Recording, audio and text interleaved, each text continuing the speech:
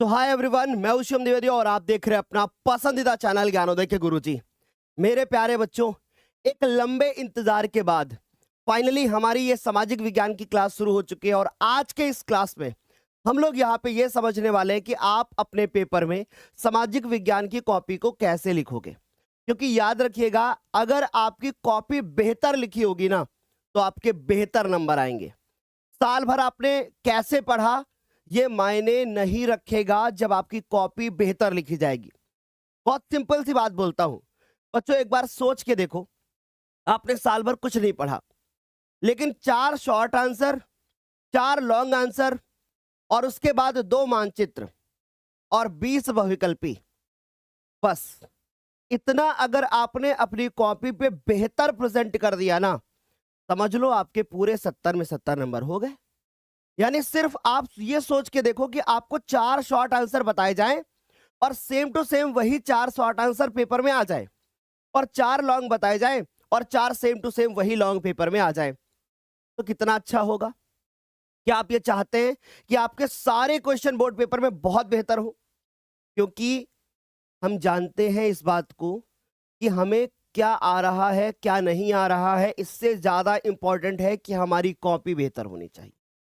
जिस बच्चे की कॉपी जितनी ज्यादा बेहतर होगी उसके नंबर उतने ही ज्यादा बेहतर होंगे। आ रही मेरी बात समझ में? एक बार फटाफट से बता दो। क्लियर है? ये जरा माइक उठा के दे, ये रिमोट दे देना उठा के हमको। ठीक है, आ गई बात समझ में? तो चलें हम लोग स्टार्ट करें आज प्यारी सी क्लास को अपनी। चलो भाई शुरू करते हैं बिना देर किए हुए। आज ये क्लास आप लोग देख रहे होंगे कि ना ये क्लास रात में शेड्यूल थी और ना ये क्लास सुबह शेड्यूल थी। क्षमा चाहता हूं, ये यूट्यूब की तरफ से कुछ समस्या थी जिसकी वजह से पूरी क्लास शेड्यूल ही नहीं हो पा रही थी। रात में भी बहुत प्रयास किया गया कि भैया ये क्लास शेड्यूल हो जाए, लेकिन ना जाने क्या प्रॉब्लम थी, ये सुबह 9:55 पे क्लास शेड्यूल हो पाई है। तो ऐसे में देर हो गई इस क्लास को शुरू करने में, पर कोई बात नहीं, हम सब कुछ करेंगे। राइट?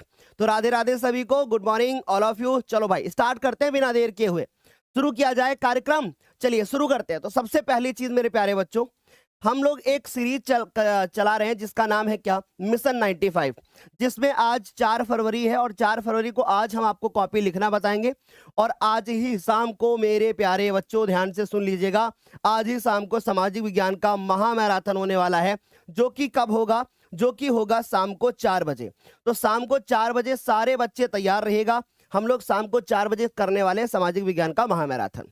Okay, ready? चलो तो बच्चों, ये आपके हिंदी का कॉपी लिखना सिखाया गया है और ये आपके गणित की कॉपी लिखना सिखाई गई है। अगर आपने इन वीडियो को नहीं देखा है तो जरूर देखिएगा, हम आपको विज्ञान की कॉपी भी लिखना सिखा चुके हैं। शुरू करते हैं। ये हमारे पास बोर्ड वाला एक क्या है भैया, ये इस तरीके से हमारे पास OMR सीट मिलेगी। अब इस OMR सीट में हमें क्या काम करना है, गौर से देखना। ठीक है, इस OMR सीट में हमें क्या काम करना है, जरा गौर से देखो। हमें इस तरीके से OMR सीट मिलेगी। हमें इस OMR सीट में जब हम ध्यान से देखेंगे तो हमें एक चीज समझ में आएगी कि इसमें यहां पर कुछ हमें लिखा लिखाया मिलेगा, जैसे कि आपको यहां पर लिखा लिखाया जो है वो मिल रहा है, आप देखिए। राइट? फिर उसके बाद मेरे प्यारे बच्चों, यहां पर आपको अपने जो क्वेश्चंस के आंसर होंगे वो भरने होंगे। जैसे पहले का तीसरा सही होगा तो आपको सी भरना होगा, पहले का चौथा सही होगा तो आपको डी भरना होगा। फिर उसके बाद नीचे आकर के यहां पर आपको सिग्नेचर करने होंगे, जैसे कि अभी तक मैं बताता हुआ आया हूं। मान लीजिए कि आपके पेपर का कोड IA है, जैसे फॉर एग्जाम्पल यहाँ पे हमारे पास एक पेपर है, ये एक पेपर है, इसमें कोड हमारा क्या पड़ा हुआ है? 822 IA। तो अगर इस तरीके से पड़ा है तो हमें IA यहां पर भरना होगा और उसके बाद आई में यहां पर गोला काला करेंगे बच्चों, फिर ए में गोला काला करेंगे। यहां नीचे आपको कुछ भी काम नहीं करना है। मान लीजिए पहले का तीसरा सही था तो यहां पर हम सी भरेंगे, दूसरे का चौथा सही था तो यहां पे हम डी भरेंगे। इस तरीके से हमें भरना होगा। कल मेरे प्यारे बच्चे हमसे पूछ रहे थे क्या हमें जो बोर्ड की कॉपी होगी उसमें भी भरना होगा? नहीं भाई, बोर्ड की कॉपी पर इनके आंसर्स आपको नहीं लिखने हैं, ये सारा काम सिर्फ और सिर्फ OMR सीट पर ही करना है। बढ़िया सर, बच्चों को जो भी डाउट हो प्लीज बताते रहिएगा। उसके बाद बच्चों बात करें, यहां पर आपको नीचे सिग्नेचर अपने कर देने हैं और ये काम आपका कंप्लीट हो जाएगा। लेकिन बस आपको यहां पर जो कोड है, जैसे आपका IA कोड है तो यहां पर भी आपको IA कोड भरना है। चित्रकला के लिए आपको यहाँ पे गोला जो है काला करना होता है, मतलब वहां पे टिक लगाना होता है, और यहाँ पे गोला काला करना होता है। इतना काम करना होता है। फिर हम बात करते हैं फ्रंट पेज की। अगर हम इस फ्रंट पेज की बात करें तो हमें सबसे पहले अपना अनुक्रमांक भरना होता है। मान लीजिए आपके 10 अंकों का अनुक्रमांक है, तो आप यहाँ पे 1 2 3 4 इस तरीके से भरते हुए जाओगे। उसके बाद फिर आपको यहाँ पे अनुक्रमांक शब्दों में लिखना होगा, तो आप ऐसे ही लिखोगे 1, फिर कॉमा लगा करके 2 लिखोगे। आप हजार करोड़ में नहीं लिखेंगे, ये बात हमेशा याद रखिएगा कि आप हजार और करोड़ में लिख करके नहीं आएंगे। ओके, क्लियर हो गई इतनी बात। फिर उसके बाद जैसे आपका संकेतांक क्या था, वो आईए था, तो आपको यहाँ पे आईए भरना होगा। विषय आपका कौन सा है, मान लीजिए आपका कौन सा विषय है, सामाजिक विज्ञान, तो आप यहाँ पे सामाजिक विज्ञान लिखेंगे। अब कभी कभी बच्चे बोलते हैं सर जगह नहीं बचती है, तो सा बना के बिंदु बना दोगे और फिर उसके बाद विज्ञान लिख दोगे। प्रश्न पत्र जब लिखना होगा तो वहां पर आप केवल लिखोगे। फिर उसके बाद जो परीक्षा का आपका दिन होगा, जैसे आपका जो शुक्रवार को परीक्षा है तो यहाँ पे शुक्रवार लिखोगे। परीक्षा की तिथि मान लीजिए आपका 20 तारीख को पेपर है, तो आप यहाँ पे 20 2 और 2026 लिख दोगे। ठीक, और जहां पर आप परीक्षा देने जा रहे हैं वहां का नाम आपको लिख देना है। बाकी इस पे आपको कुछ भी काम नहीं करना है, सिर्फ 6 कॉलम भर रहे हैं। क्या आप रेडी हैं आप? सर अगर 2 कोड ना दिए हो, 3 दिए हो तो शुरुआत के 2 आपको भरने होंगे बस। बढ़िया, आगे चलें।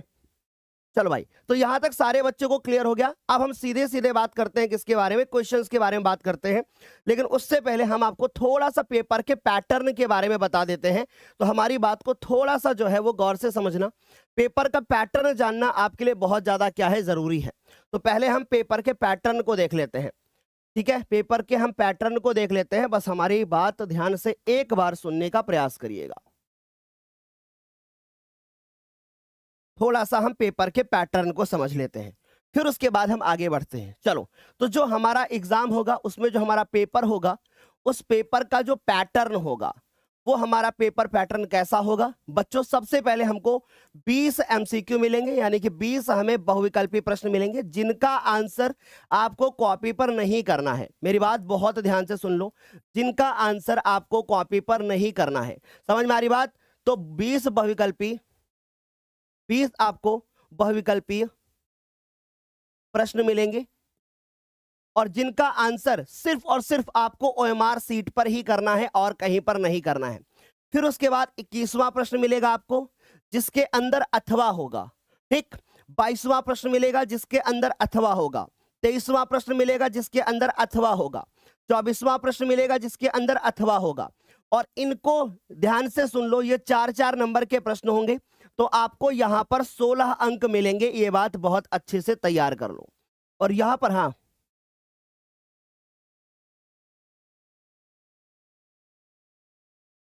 बहुत अच्छी तरीके से आप इन बातों को नोट कर लीजिए। ओके, चलो अब आगे बात करते हैं। जैसे हमारा 25वां प्रश्न होगा, फिर 26वां प्रश्न होगा, फिर 27वां प्रश्न होगा, फिर 28वां प्रश्न होगा। मेरे बच्चों, इसमें भी अथवा होगा, इसमें भी अथवा होगा, इसमें भी अथवा होगा, इसमें भी अथवा होगा। यानी सामाजिक विज्ञान में नंबर पाना बहुत आसान है, बहुत ज्यादा कठिन नहीं है बच्चों, है ना। तो यहां पर हमें 6 नंबर का मिलेगा, तो ध्यान से सुन लो, 6 अंक का होगा। टोटल हमारे पास 4 प्रश्न होंगे बच्चों। टोटल हमें यहां से 24 अंक मिलने वाले हैं। अब अगर आप जोड़ के देखो ना, तो 16 और 24 मिला के कितने हो गए? 16 और 24 मिलाकर के हो गए 40। 40 और 20 कितने हो गए? 40-20 हो गए 60। अभी भी हमारे पास 10 अंक बचे हैं। अब हम बात करते हैं, हमारे पास 29वां प्रश्न 2 पार्ट में डिवाइड होगा। 29 का का होगा और 29 का खा होगा। ठीक है, तो इसके लिए हमें मिलेंगे 5 अंक और इसके लिए भी हमें मिलेंगे 5 अंक। इस बात को बहुत अच्छे से नोट कर लो। ठीक है, तो यहां पे हमारे पास क्या होगा? मानचित्र होगा, जो कि हमारा इतिहास के भाग से आएगा, भारत में राष्ट्रवाद चैप्टर से। ठीक, फिर उसके बाद हमारा यहां से भी मानचित्र आएगा, ये आएगा भूगोल के पूरे 7 अध्याय से। कौन से सवाल बनते हैं इसके ऊपर हम अलग से वीडियो बना चुके हैं, लेकिन आज भी हम जितने क्लास में सवाल बताएंगे उनको बहुत अच्छे से तैयार करना है। बढ़िया, तो सर हम मानचित्र देख लिए, यहाँ पे सर हम मानचित्र देख लिए, हमारा काम डन हो गया। क्लियर है इतनी बात? बढ़िया से कर लोगे। चलो अब हम फटाफट से आते हैं और हम समझते हैं कि क्या मान लो हमारा 21 का हमें का मिलेगा, 21 का खा मिलेगा, तो क्या दोनों करने होंगे? नहीं, हमें सिर्फ एक ही प्रश्न करना है। ठीक, तो चलिए भाई फटाफट से शुरू करते हैं। अब हमारे पास पहला प्रश्न आता है और राज भैया जरा पोल देना बच्चों को। नहीं, बी कॉपी पे साइन करना होगा, पर बी कॉपी पे आपको सिर्फ रोल नंबर लिखना होगा, हर पेज पे रोल नंबर नहीं लिखना होगा, ठीक। और बाकी बी कॉपी की जरूरत ही नहीं पड़ेगी। मैं आपको अभी एक ऐसा तरीका बताऊंगा ना जिससे आपको बी कॉपी भरना ही नहीं है, और बी कॉपी पे आपको इतना ज्यादा लिखना ही नहीं है कि आपको बी कॉपी की जरूरत पड़े, क्योंकि टाइम मैनेजमेंट बहुत इंपॉर्टेंट होता है। अगर आप सोशल साइंस के पेपर में, बच्चों बहुत ध्यान से सुनो, आप ज्यादा लिखने का प्रयास करोगे आपका पेपर छूट जाएगा। अभी हम आपको बताएंगे टोटल आपको कितने पेज लिखने होंगे, निश्चिंत रहो, मैं सब कुछ बता दूंगा आपको, ठीक। चलो देखो, तो सबसे पहले हमारे पास बहुविकल्पी प्रश्न हम लोग लिखना शुरू करेंगे, बहुत गौर से समझना। पहला सवाल है कि जब फ्रांस छींकता है तो बाकी यूरोप को सर्दी जुकाम हो जाता है, ये कथन किसने कहा था? ये सवाल जो आप देख रहे हो, ये सवाल आपका 2025 के पेपर में भी आया और 2024 के पेपर में भी आया, यानी ये लगातार प्रश्न पूछा भी गया था, ठीक है। ये प्रश्न लगातार पूछा भी गया था, आप लोग फटाफट से बता दो। तो बच्चों, फ्रांस जब छींकता है तो बाकी यूरोप को सर्दी जुकाम हो जाता है, ऐसा कहने वाले कौन थे? ऐसा कहने वाले थे मैटरनिक। अब ये मैटरनिक कहाँ के थे? ये मैटरनिक कहाँ के थे, इनके बारे में थोड़ी सी चीजें देख लो। ये मैटरनिक ऐसे भी लिखा जा सकता है, ऐसे भी लिखा जा सकता है। तो बच्चों ध्यान से समझना, ये जो मैटरनिक थे, ये मैटरनिक कहाँ के थे? ये मैटरनिक थे ऑस्ट्रिया देश के। कहाँ के थे बेटा? ये ऑस्ट्रिया देश के थे, समझ गए? ये बात पता होनी चाहिए। दूसरी चीज, ये मैटरनिक जो थे वो एक चांसलर थे। क्या थे? ये एक चांसलर थे। कहाँ के चांसलर थे? वो ऑस्ट्रिया के चांसलर थे। तो ये बात भी आपको पता होनी चाहिए, ठीक है, कि ये क्या थे? ये हमारे चांसलर थे।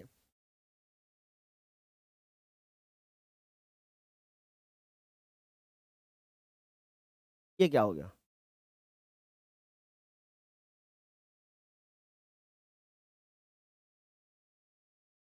ये क्या थे बच्चों?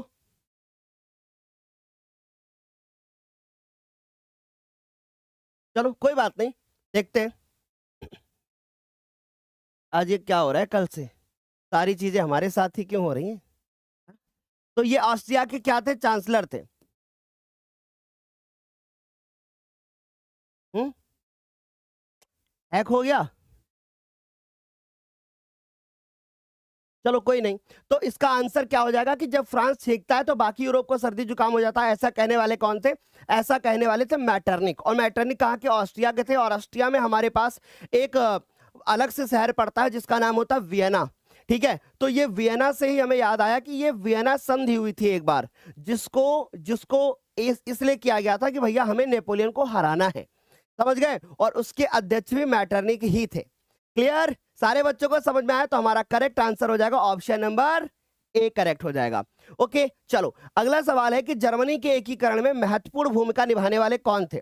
जर्मनी के एकीकरण में महत्वपूर्ण भूमिका निभाने वाले कौन थे? तो जर्मनी का एकीकरण याद आएगा तो हम लोग किसको याद करेंगे? क्या विलियम प्रथम को? नहीं भाई। क्या हम लोग गैरीबाल्डी को याद रखेंगे? नहीं। गैरीबाल्डी जो थे उनका संबंध किससे था? उनका संबंध इटली से था, है ना। इन्होंने नेतृत्व प्रदान किया था इटली को।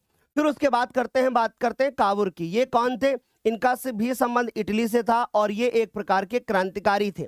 फिर उसके बाद करेक्ट आंसर हो जाएगा ऑटो वॉन बिस्मार्क। बच्चों ये वो सवाल है जो हर बच्चे को तैयार ही करके जाना है, आप इसमें जरा सा भी लापरवाही नहीं कर सकते हैं। ओके, तो सर ऑप्शन नंबर बी पे हम इस तरीके से क्या कर देंगे? गोला को काला कर देंगे।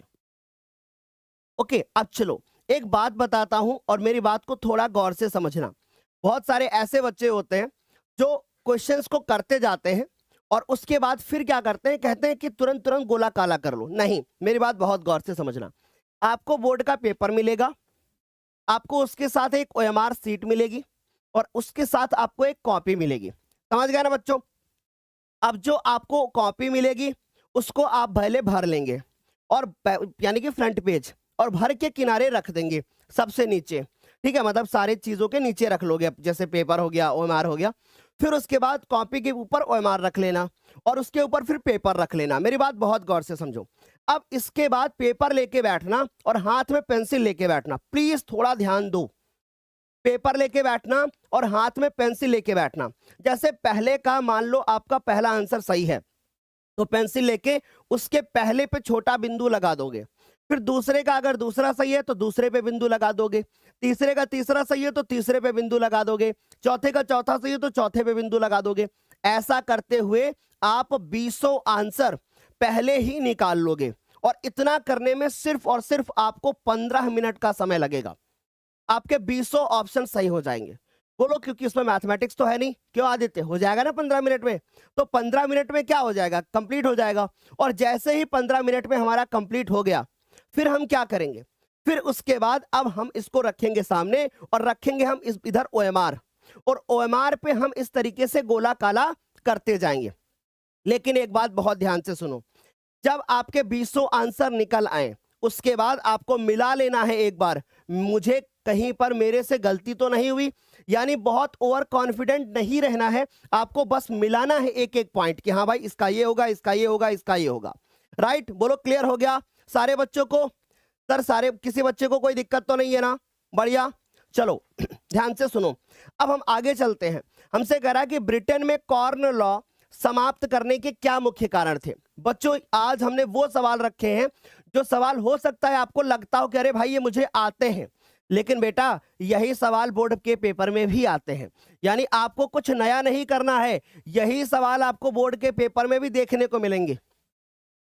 और कल मामा जी से बात हो रही थी, कल मामा जी से बात हो रही थी, मामा जी ने कहा कि इस बार बोर्ड के पेपर में गैप नहीं है। अंदर से बात पता चली है कि इस बार बोर्ड का पेपर आसान आएगा। क्यों? क्योंकि बोर्ड के पेपर्स में गैप नहीं है ना, बिल्कुल भी गैप नहीं है। अगर जिन बच्चों को कंप्यूटर है उनका 18 को भी पेपर है, 19 को भी पेपर है, 20 को भी पेपर है, बिल्कुल भी जो है नहीं है गैप। तो जब बिल्कुल भी गैप नहीं है तो पेपर आसान आएगा, आप निश्चिंत रहो। और ये बात मैं भी आपसे बोल रहा हूं, पेपर आपको बहुत आसान मिलेगा, समझ गए? चलो, तो हमने क्या कहा, ब्रिटेन में कॉर्न लॉ समाप्त करने का मुख्य कारण क्या था? तो जनसंख्या में वृद्धि नहीं भाई, उद्योगपति और शहरियों का विरोध। फिर उसके बाद लिखा है कॉर्न लॉ आयात पर नियंत्रण, या फिर कह रहे हैं कि कृषि उत्पादों की अधिकता। हमसे कह रहा कि कॉर्न लॉ को समाप्त करने का कारण, यानी आखिर ये समाप्त क्यों किया गया था? बच्चों कॉर्न लॉ पे आयात कॉर्न आयात पे नियंत्रण, ये तो उसका कारण था, ये समाप्त करने का कारण थोड़ी नहीं। तो इसका करेक्ट आंसर क्या होगा? कॉर्न आयात पर नियंत्रण नहीं, ये कॉर्न लॉ यानी ये नियम है कि भैया कॉर्न लॉ कब स्टार्ट हुआ? जब कॉर्न के आयात पे नियंत्रण लगाया गया। तो अगर ये पूछा जाता कि कॉर्न लॉ का क्या अर्थ है, तो होता कॉर्न आयात पर नियंत्रण। इसलिए बहुत सारे बच्चे सी आंसर भी दे रहे होंगे। कितने % सर सी वाले हैं? 22। तो बहुत ध्यान से सुन लो, ये करेक्ट आंसर नहीं होगा। कॉर्न देखते ही कॉर्न मत लगा दीजिएगा, पहले सोचिएगा समझिएगा, ठीक। जनसंख्या में वृद्धि, इसका कोई भी मतलब नहीं है यहाँ पर।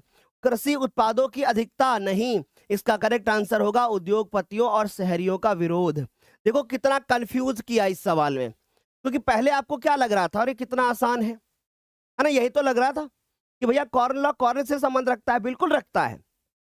लेकिन कॉर्न लॉ का मतलब था कि जो ब्रिटेन की सरकार थी, उसने कहा कि भैया हम जो है अब कॉर्न दूसरे देशों से नहीं लेंगे, हम आयात पे पाबंदी लगा देंगे। तो आयात पे पाबंदी लगाना ये तो कॉर्न लॉ शुरू करने का कारण था। फिर उसको समाप्त करने का कारण था कि उद्योगपति और शहरी लोग विरोध कर रहे थे, क्योंकि उनके देश का जो कॉर्न था वो महंगा हो गया था, जिसकी वजह से वो लोग भोजन को सही तरीके से ग्रहण नहीं कर पा रहे थे। बोलो क्या समझ गए? यहां तक एक बार फटाफट से बता दो। सर क्या हमको नोट करना चाहिए? बिल्कुल करना चाहिए बेटा, बिल्कुल नोट करना चाहिए, है ना? बोलो सर पेपर, आप पहले बोल रहे थे कि पेपर बहुत हार्ड आएगा, अब बोल रहे हैं कि पेपर बहुत ईजी आएगा। अच्छा एक बात बताओ, अगर मैं आपको जनवरी में और दिसंबर में बोल देता कि बोर्ड का पेपर बहुत ईजी आएगा, तो क्या तुम पढ़ाई करते जनवरी और फरवरी में? सच बताओ।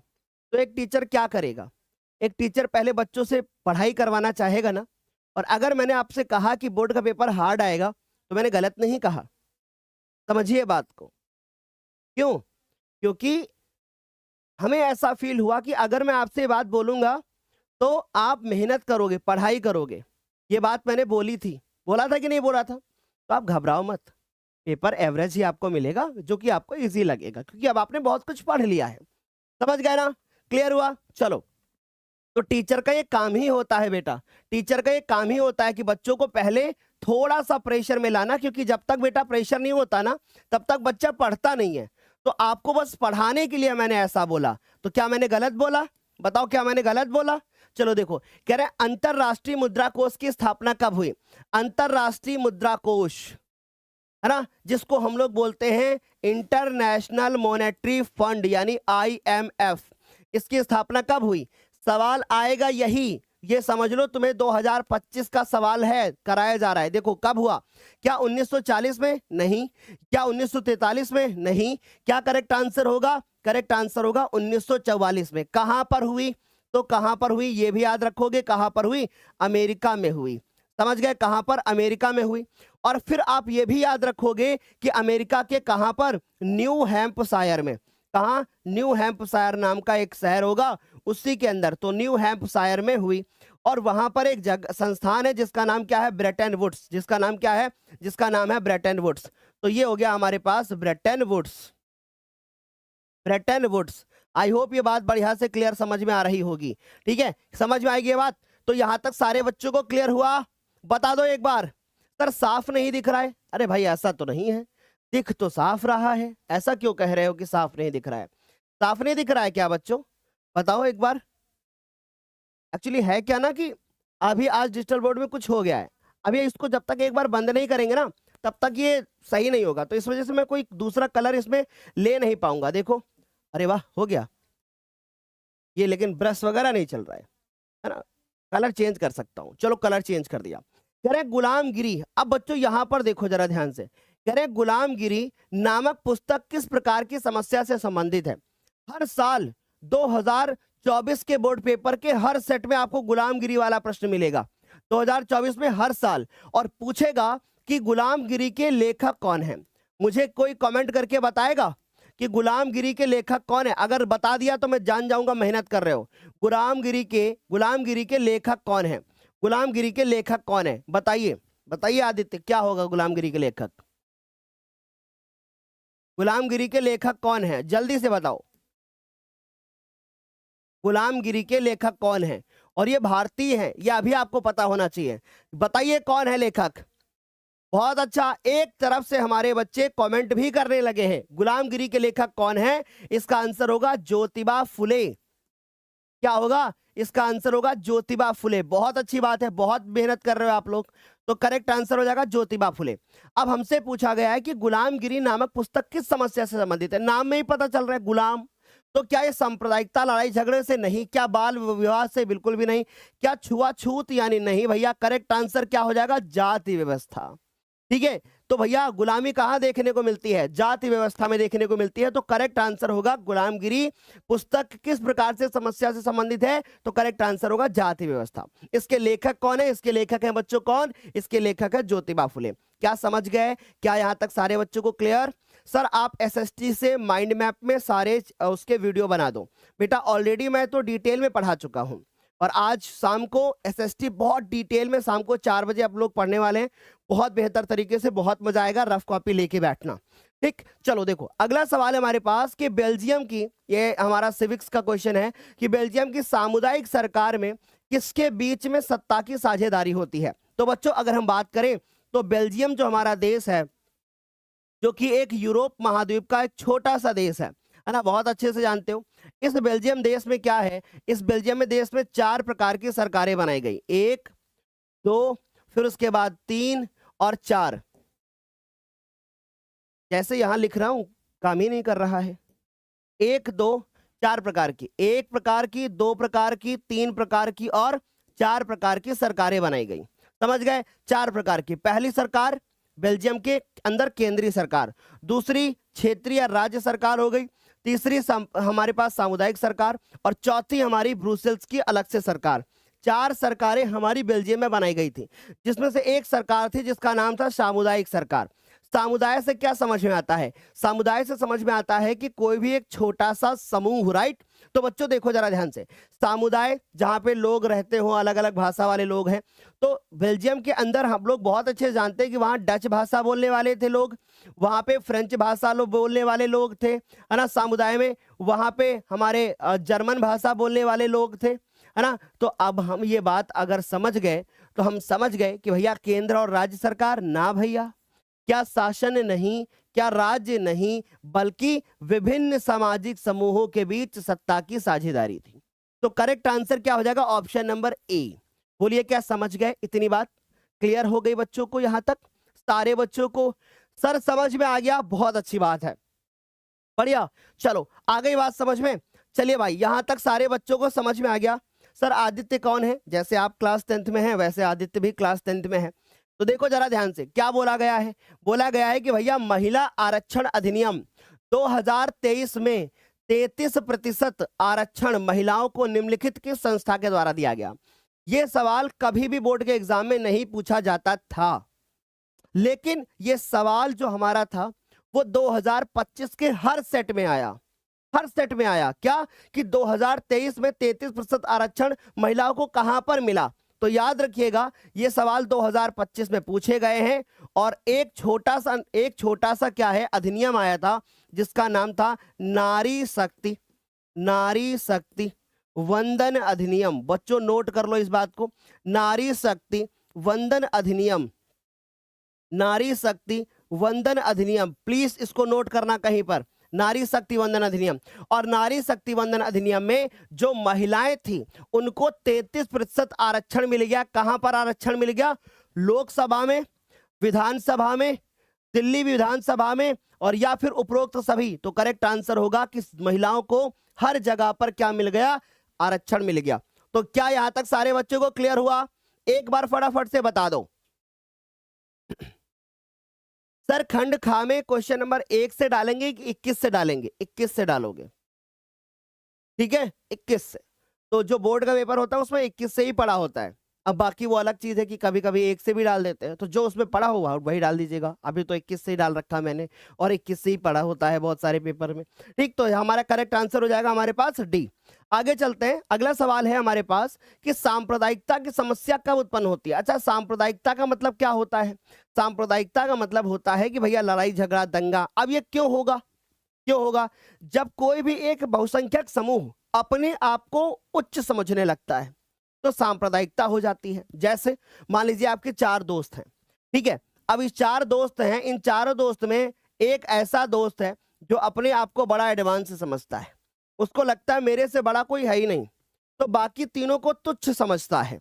तो यहाँ पे सांप्रदायिकता उत्पन्न हो जाएगी, ठीक। तो सांप्रदायिकता की समस्या कब उत्पन्न होती है? जब धर्म को राष्ट्र का आधार मान लिया जाता है, जब धर्म को राजनीति से जोड़ दिया जाता है, सभी धर्मों का समान आदर किया जाए, और उसके बाद ए और बी दोनों। तो भैया देखो, अगर सभी धर्मों को हम समान आदर देंगे तो सांप्रदायिकता कैसे हो जाएगी? फिर हम सबको तो एक ही मान रहे हैं। जैसे अगर हम छोटी सी बात करें बच्चों, तो हमारा जो श्रीलंका था, मैं बहुत आराम से पढ़ा रहा हूं, ध्यान से सुनो। जो हमारा श्रीलंका था बच्चों, जो हमारा श्रीलंका था, हमारे श्रीलंका देश में क्या था? हमारे श्रीलंका देश में क्या था? श्रीलंका देश में 2 भाषा वाले लोग थे। एक थे भैया कौन? वैसे बहुत सारे थे पर पहले मेन तो 2 ही थे ना। एक था बच्चों कौन? सिंगली भाषा वाले लोग थे, और एक थे हमारे तमिल भाषा वाले लोग थे। याद आ रहा है ना आपको? तमिल 18%, सिंगली 74%। तो अब सिंगलियों को सारे अधिकार मिल गए, तमिल लोग पीछे रह गए। इन्होंने अपना एक अलग से क्या बना दिया? लिट्टे नामक, अलग से क्या बना दिया? लिट्टे नामक एक अलग से संगठन बना के सरकार बनाने की कोशिश कर ली, मांग रख दी इन्होंने। तो यहाँ पे सांप्रदायिकता तो हुई ना। तो सांप्रदायिकता कब होती है? जब धर्म को राष्ट्र का आधार मान लिया जाए, ये आंसर भी सही है। जब किसी भी धर्म को राजनीति से जोड़ दिया जाए तब भी हो जाता है। तो सर इस बात से हम समझ रहे हैं कि हमारे पास दोनों ऑप्शन सही हो जाएंगे, तो हमारा करेक्ट आंसर हो जाएगा ए और बी दोनों। सर डी वाले कितने बच्चे? 70% बच्चों ने कहा है कि sir option number D correct होगा। वाह, बहुत बढ़िया, ऐसे ही करके आना है, ठीक। अब मैं आपसे एक बात बोलूं, सुनो मेरी बात ध्यान से। आप लोग सबसे पहला काम कर दीजिए कि इस वीडियो को लाइक कर दीजिए, जितने भी बच्चे मौजूद हैं। और आज पता है, मैंने स्टार्टिंग में भी बताया, बहुत सारे बच्चे लेट हो गए होंगे, उनको भी बताता हूँ। आज क्या था कि कल रात में यूट्यूब में ज्ञानोदय के गुरुजी चैनल पे कुछ प्रॉब्लम आई, जिसकी वजह से क्लास ही नहीं शेड्यूल हो रही थी। रात में भी लगभग मैंने और टीम ने 1.5 घंटे तक कोशिश करी, नई चीज़ें शेड्यूल हो पा रही थी। फिर उसके बाद सुबह हम 9:30 बजे के करीब से लगे हुए थे कि शेड्यूल हो जाएगी। फिर जाके 9:55 पे जो है चीज़ें थोड़ा सा सही हुई, तब जा करके जो है हम इस क्लास को शेड्यूल कर पाए, है ना? तो अगर कभी भी ऐसा होता है तो आप बिल्कुल भी चैनल के साथ बने रहिए। हम आपको एक व्हाट्सएप चैनल की लिंक भी दे देंगे अभी लास्ट में, आप उससे भी जुड़े रहिए। जो भी चीज़ें होंगी वो हम आपके साथ अपडेट करेंगे, है ना? मतलब आपको शेयर करेंगे। क्या यहाँ तक सारे बच्चों को समझ में आ गया? एक बार फटाफट से बता दो। सर सभी पेपर में एक ही तरह से साइन करना होगा? नहीं, ऐसा कोई ज़रूरी नहीं है कि आप सारे पेपर में एक ही तरीके से साइन करें। और इसमें प्रॉब्लम क्या है बेटा, आपको नाम ही लिखना है। जैसे मान लीजिए मेरा नाम शिवम है, तो मुझे बस इस तरीके से अपना नाम ही तो लिखना है। तो बस सारे पेपर में ऐसे नाम लिख के आना है आपको। चले भाई आगे आ जाओ। कह रहे हैं भारत में कितने राष्ट्रीय राजनीतिक दल हैं? अच्छा, इसका आंसर बार-बार बदलता रहता है। कभी 7 हो जाता है, कभी 6 हो जाता है, लगातार बदलता रहता है। तो अगर इस साल के बारे में बात करें 2025 के बारे में, तो आप बताओगे कि भारत में राष्ट्रीय राजनीतिक दल जो हैं उनकी संख्या कितनी है? 6। ठीक है, तो ये पॉइंट आप अच्छे से नोट कर लेना। आप इसमें 4, 5 और 7 जो है वो लगा करके मत आना। ठीक। अच्छा, राष्ट्रीय राजनीतिक दल कब होता है? जब कोई भी एक दल जो होता है 6% से ज्यादा वोट प्राप्त करता है, तो फिर उसको हम लोग राष्ट्रीय राजनीतिक दल की श्रेणी में लाते हैं। लेकिन ऐसा आपसे नहीं पूछा जाएगा। क्या यहाँ तक सारे बच्चों को क्लियर? तो ये सवाल बन सकता है, और ये सवाल आपका 2024 के पेपर में भी आया था और 2025 के पेपर में भी आया हुआ था। चलिए आगे बढ़ते हैं। कह रहे निम्नलिखित में से किसका संबंध लोकतंत्र से नहीं है? किसका संबंध लोकतंत्र से नहीं है? जल्दी बताइए। अब बच्चों, लोकतंत्र में क्या होता है? क्या लोकतंत्र में उत्तरदायी शासन होता है? बिल्कुल। लोकतंत्र में जो भी सरकार होगी वो नागरिकों के प्रति उत्तरदायी होगी, वो नागरिकों को उत्तर दे सकती है। यदि आप कोई नागरिक पूछता है कि सरकार ने ऐसा फैसला क्यों लिया है, तो एक नियम कानून पालन करते हुए नागरिकों को उत्तर दे सकती है सरकार। ठीक है। स्वतंत्र और निष्पक्ष निर्वाचन, बिल्कुल बिल्कुल, जो निर्वाचन होगा वो स्वतंत्र होगा। ऐसा नहीं होगा कि एक राजा आएगा और बोलेगा कि मैं ही राजा बनूंगा, ऐसा बिल्कुल भी नहीं होगा। तो सर ये वाला भी गलत हो जाएगा। फिर कह रहे हैं कानून के प्रति समक्ष समानता, बिल्कुल सभी को बराबर अधिकार दिए जाएंगे, चाहे हिंदू हो, चाहे मुस्लिम हो, चाहे सिख हो, चाहे ईसाई हो। अगर मेरे लिए कोई नियम होगा तो आपके लिए भी कोई नियम होगा, बराबर नियम होंगे। अगर मैं भारत का नागरिक हूं तो आप भी भारत के नागरिक हैं। अगर मेरे पास आधार कार्ड है तो आपके पास भी आधार कार्ड होगा। अगर ऐसा नहीं होगा कि मेरे पास बड़ा वाला आधार कार्ड है, ऐसा नहीं होगा। तो सर सरकार सबके लिए बराबर कानून बनाती है तो बहुसंख्यकों का शासन नहीं होता है। यानी जो बड़े समूह होते हैं, जो अपने आप को बड़ा समझते हैं, उनका शासन नहीं चलेगा, बल्कि हर तरफ क्या होगी? समानता होगी। क्या यहाँ तक सारे बच्चों को क्लियर हुआ? सर अगर किसी प्रश्न को ध्यान से पढ़ लिया जाए तो 60% उसका आंसर बिल्कुल निकल आता है। बिल्कुल, अगर बच्चों को ध्यान से प्रश्न पढ़ना आ गया ना, तो समझ लो कि आपने जितना पढ़ा है वो ऑटोमेटिक याद आएगा। जैसे आप लोग क्या बोलते हो? आप लोग यही तो बोलते हो, याद करने बैठता हूं याद नहीं होता है। यही तो बोलते हो कि याद करने बैठता हूं याद नहीं होता है। पता क्यों नहीं याद होता? याद करने जब बैठते हैं तो उस समय पे ख्याल जो होते हैं वो अलग अलग आपके मन में आते हैं। आप जो चीज पढ़ रहे हैं ना, उसी चीज पे फोकस करो। जैसे अभी अगला क्वेश्चन आएगा, बस जैसे क्वेश्चन सामने आए बस अच्छे से पढ़ो एक बार, और फिर दोबारा फिर पढ़ो, फिर आंसर दो। अभी देखना सब आंसर सही होगा। ठीक, चलिए देखिए क्या लिखा है। लिखा है कि निम्नलिखित में से किस प्रांत में सीढ़ीदार सीढ़ीदार जिसको हम सोपानी खेती करी जाती है? अच्छा, सीढ़ीदार सीढ़ीदार खेती तो वहां होगी जहां पहाड़ होंगे। बस दिमाग लगा लिया, क्योंकि वहीं पे सीढ़ी बन पाएगी खेतों में, है ना? तो ऐसे क्या होता है, पहाड़ होते हैं, ऊपर से पानी आता है। अब सोचो अगर पहाड़ों पे सीढ़ी जैसा नहीं बनाया जाएगा तो पानी तो ऊपर से नीचे बह के आ जाएगा, होगा ना ऐसा। लेकिन अगर सीढ़ी बना दी जाएगी तो पानी को हम जहां चाहे वहां रोक सकते हैं, फिर आगे भेज सकते हैं, फिर आगे भेज सकते हैं। इसका मतलब हम बहुत अच्छे से समझ रहे हैं कि जहां पर सर पहाड़ होंगे, जहां पर सर पहाड़ होंगे वहां पर सीढ़ीदार खेती होगी। वहां पर क्या होगा? वहीं पर सीढ़ीदार खेती होगी, वहीं पर हम सीढ़ीदार खेती कर पाएंगे। तो आई होप ये बात सारे बच्चों को समझ में आ रही होगी। तो अब देखो पहाड़ कहाँ होते हैं। क्या हमारे उत्तर प्रदेश के मैदानों में पहाड़ है? क्या यूपी में कहीं आपको पहाड़ देखने को मिलेगा? नहीं मिलेगा। तो सर इसका भी करेक्ट आंसर नहीं हो पाएगा। फिर उसके बाद बात करते हैं हमारे पास हरियाणा। आपको हरियाणा में भी पहाड़ नहीं मिलेंगे, हटा दो इसको। फिर आता है भैया पंजाब और उत्तराखंड। आपको पंजाब के कुछ क्षेत्र में पहाड़ देखने को मिलेंगे, कुछ क्षेत्र में। लेकिन पंजाब में मैदान भी बहुत ज्यादा है, तो लोग मैदान में ज्यादा खेती करते हैं। इसको हटा दो। तो सर हमारे पास आता है, बचता है उत्तराखंड, और उत्तराखंड में क्या है, बहुत अधिक मात्रा में क्या है, पहाड़ है। तो वहां पर क्या होता है, पहाड़ी भागों पर क्या करी जाती है, खेती करी जाती है। तो सोचो अगर हम देख लेंगे एक बार प्रश्न को अच्छे से तो कितना आराम से हम आंसर दे सकते हैं। बोलो क्लियर हो गया? एक बार फटाफट से बता दो, मजा आ रही है कि नहीं? यहां तक सारे बच्चों को क्लियर? सर मेरे पेपर में सवाल आया था, बहुत अच्छी बात है। सर आज मैं पहली बार लाइव कर रहा हूं। अच्छा कितने बच्चे ऐसे हैं जो पहली बार आए हैं ज्ञानोदय पर? जो बच्चे पहली बार ज्ञानोदय पर आए हैं उनको हम एक बात बोलना चाहते हैं कि जितने बच्चे अभी तक निकले हैं ना, वो सारे बच्चे यहीं से पढ़ने वाले हैं, चाहे दूसरी रैंक हो चाहे तीसरी रैंक हो। कल मेरी सिमरन से बात हो रही थी, वो 12th की प्रिपरेशन स्टार्ट करना चाहती है। हमारी सिमरन से बात हुई, हमारे और बहुत सारे बच्चों से बात होती रहती है। तो मैं ना आप लोगों के लिए एक काम करूंगा, कोशिश ये करूंगा कि आप लोग बहुत अच्छे नंबर लाएं और मैं इन टॉपर से आपको मिलवाऊंगा भी, है ना। और जब आप बोर्ड का रिजल्ट लेकर के अच्छा आओगे ना, तो हम आपसे मिलने स्वयं आएंगे, और फिर उसके बाद हम स्वयं मिलने भी आएंगे और हम आपको बुलाएंगे भी इवेंट में, और आपको गिफ्ट वगैरह भी दिए जाएंगे। ठीक, तो आप सारे बच्चे हमसे मिलने जरूर आना, और हम तो आपसे मिलने आएंगे ही। और जितने बच्चे हमें देख रहे हैं नए, उनको सबको ये बात बताना चाहते हैं कि जब आपका पेपर 18 तारीख को होगा, तो 18 फरवरी को सवेरे सवेरे, अब अगर हो सकता है 3 बजे क्लास हो या हो सकता है 4 बजे, अभी के हिसाब से मैं बता देता हूं कि सुबह 3 बजे आप सभी लोग 18 फरवरी को हमारे साथ लाइव जरूर जुड़ना।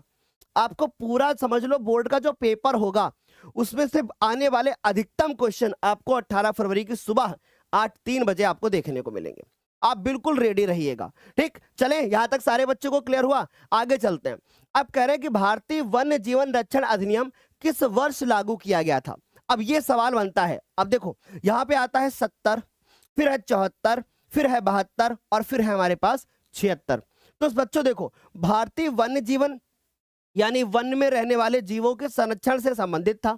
ये कब आया? ये 1972 में आया। कब? वन्य जीव संरक्षण अधिनियम कब आया? 1972 में आया। ठीक है, तो याद रहेगा, भूलोगे तो नहीं ना बच्चों? भूलोगे तो नहीं ना? तो 1972 इसका करेक्ट आंसर हो जाएगा। लेकिन इसी के बाद एक वर्ष है हमारे पास 1973। तो 1973 में क्या हुआ? 1973 में हमारा प्रोजेक्ट टाइगर आया। तो ये बात भी नोट कर लेना, यहां से भी सवाल बन सकता है।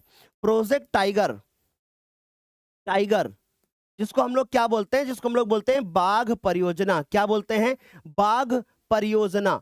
तो ये सवाल भी बन सकता है कि बाघ परियोजना जो थी, यानी कि प्रोजेक्ट टाइगर मिशन जो था, वो कब आया? तो वो होगा करेक्ट आंसर 1973। और अगर वन्य जीव संरक्षण आता है तो 1972। बोलो क्या समझ गए? सारे बच्चों को अच्छे से क्लियर हो गया? किसी बच्चे को कोई डाउट नहीं? बढ़िया एकदम, वेरी गुड, बहुत अच्छा। सर शिवम सर, क्या आप पार्लर जाते हो? हाँ जाता हूँ। लिपस्टिक नहीं लगवाता हूँ ताकि तुम लोग जान ना जाओ कि सर पार्लर जाते हैं। दाढ़ी काली है, सफेद कराने जाता हूँ। हाँ, चेहरा काला है, गोरा कराने जाता हूँ। समझ गए? जाता हूँ। ठीक है, हाँ। आप भी पार्लर खोलना, आगे चल के मैं आऊंगा आपके यहाँ। पढ़ाई पे ध्यान नहीं है, पार्लर पे ध्यान है भैया इनका। घर में पार्लर है क्या? झारखंड में स्थित कोडरमा निम्नलिखित में से किस खनिज का अग्रणी उत्पादक है? ठीक, तो अब बच्चों बताओ, पहले अगर हम बात करें तो भारत के मैप में आज बच्चों बहुत मजा आएगा जब आप आज की क्लास करोगे ना। तो आपको बहुत मजा आएगा। आज आप देखोगे सच में बहुत मेहनत करी गई है आपके लिए। विवेक सर ने भी बहुत मेहनत करी है, आपके लिए बहुत सारी चीजें तैयार करी गई हैं। तो बच्चों अगर हम ध्यान से देखें तो हमारा जो भारत होता है, हमारे भारत के नक्शे में देखें तो हमारा झारखंड कहीं यहां पर पड़ता है। समझ में आ रही बात? तो सर जो हमारा झारखंड होता है वो किसके लिए? ये उसमें जो कोडरमा नामक एक प्रकार की क्या है, खान है, तो वो खनिज के लिए उसमें कौन सा खनिज ज्यादा मात्रा में पाया जाता है? तो सर क्या अब कोयला होगा, या अभ्रक होगा, या फिर बॉक्साइट होगा, या फिर लौह अयस्क होगा? अब मेरी बात बहुत अच्छे से सुनो, कोडरमा में कोयला भी होता है, लेकिन कोडरमा फेमस किसके लिए है? तो ये अगर सवाल आता है तो करेक्ट आंसर होगा हमारे पास अभ्रक। क्या आंसर होगा? अभ्रक। सर डी वाले कितने बच्चे? हाँ, गलत करके आ जाओगे। कोडरमा फेमस फॉर अभ्रक। समझ में आ रही बात? और याद होगा मैंने आपको ये जब पढ़ाया था तो मैंने बोला था कि आज हमारे एक बच्चा हमारा कोडरमा के पास है, वहां से उसने हमको वीडियो कॉल करके दिखाया है, ऐसा करके मैं आपको बोल रहा था। याद आ रहा है आपको? भूल गए फिर, है ना? तो चलो कोई नहीं। जो कोडरमा होता है उसमें कोयला भी है, लेकिन वो फेमस किसके लिए? अभ्रक के लिए ही फेमस है। तो हम इसका आंसर अभ्रक ही लगाएंगे। समझ गए? यहां तक सारे बच्चों को क्लियर? बहुत अच्छी बात है। सर मैंने अभी तक कुछ नहीं पढ़ा है, क्या मिशन 95 से पढ़ करके बहुत अच्छा स्कोर कर सकता हूं? डेफिनेटली कर सकते हो भाई, आप आराम से 90 क्रॉस कर सकते हो अगर आपने कुछ भी नहीं पढ़ा। और अगर कुछ बहुत पढ़ रखा है तो 95 तो कंफर्म है। एक एक सवाल आपको मिलेगा मिशन 95 से, मतलब जो हम लोग डेली क्लास कर रहे हैं उससे। काली मिट्टी में मुख्य रूप से कौन सी फसल उगाई जाती है? अच्छा बताओ। का से काली, का से क्या हो गया? काली, और का से हो गया काली, और का से हो गया कपास। यानी काली मिट्टी में जो ज्यादा खेती होती है वो किसकी होती है? कपास की। क्यों? क्योंकि इसमें नमी धारण करने की क्षमता बहुत ज्यादा होती है, पानी धारण करने की क्षमता बहुत ज्यादा है, जल बहुत ज्यादा नमी सोख लेता है। और दूसरी चीज याद रखोगे कि जो कपास है वो सबसे ज्यादा आपको महाराष्ट्र, यानी काली मिट्टी आपको महाराष्ट्र में मिलेगी सबसे ज्यादा, और महाराष्ट्र के साथ में आपको गुजरात में। ठीक है, तो महाराष्ट्र और गुजरात जो होगा वो हमारा करेक्ट आंसर हो जाएगा। महाराष्ट्र और गुजरात, महाराष्ट्र और गुजरात। मैं डिजिटल बोर्ड चला रहा हूं तो यहां पर जब लिख रहा हूं तो यहां नहीं लिख रहा है, इतने में, इस भाग में लिख ही नहीं रहा है कुछ। देखो अब ये क्या हो गया पता नहीं, ये देखो यहां तक चल ही नहीं रहा है, यहां पर चल रहा है। यहाँ पे ऐसे ऐसे ऐसे लिखते हुए आऊंगा तो चल रहा है, लेकिन अगर यहाँ लिख रहा हूं तो नहीं चल रहा है। समझ रहे हो? तो अब ये क्यों है प्रभु जाने, देखा जाएगा बाद में क्या है दिक्कत। चलो, तो यहां तक सारे बच्चों को समझ में आ रहा होगा। तो बच्चों करेक्ट आंसर क्या हो जाएगा हमारे पास? का से क्या हो जाएगा? कपास हो जाएगा। रबड़ नहीं होगा, मक्का नहीं होगा, चावल भी इसका करेक्ट आंसर नहीं होगा। तो सारे बच्चों ने करेक्ट आंसर कपास दिया। वेरी गुड, बहुत अच्छा। सर पहाड़ में से पानी कैसे निकलता है? पहाड़ से पानी कैसे निकलता है? भाई देखो, पहाड़ से पानी कैसे निकलता है, जैसे बारिश वगैरह होती है, अब वहां आपको बहुत अच्छे से पता है धूप वगैरह तो होती नहीं, तो जो पहाड़ होते हैं ना उनमें पानी जो मिट्टी होती है पानी को स्टोर कर लेती है अपने अंदर, फिर वही पानी जो होता है वो फिर नीचे धीरे धीरे करके छन करके ऊपर आएगा। ठीक, चलो देखो, तो हमने कहा अगला सवाल हमारे पास क्या पूछा गया है कि निम्नलिखित में से कौन सा राज्य हजीरा, विजयपुर और जगदीशपुर पाइपलाइन से नहीं जुड़ा है?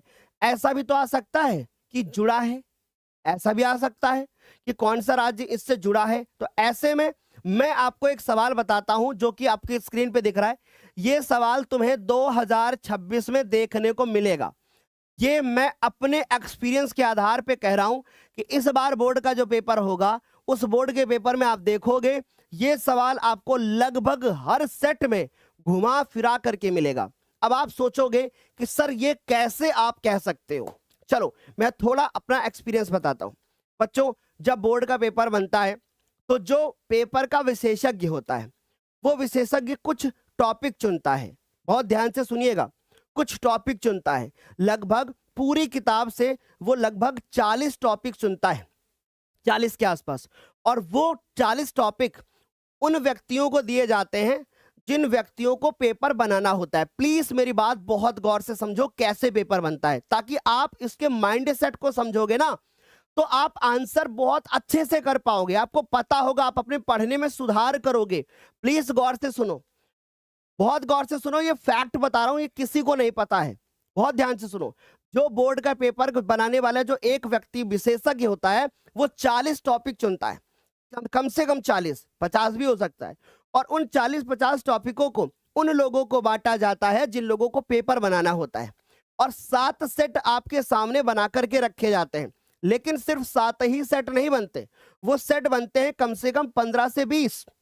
यानी एक पेपर बनाने के लिए 15-20 लोग होते हैं, सब लोग अपना अपना पेपर बनाते हैं, उनमें से 7 पेपर चुने जाते हैं।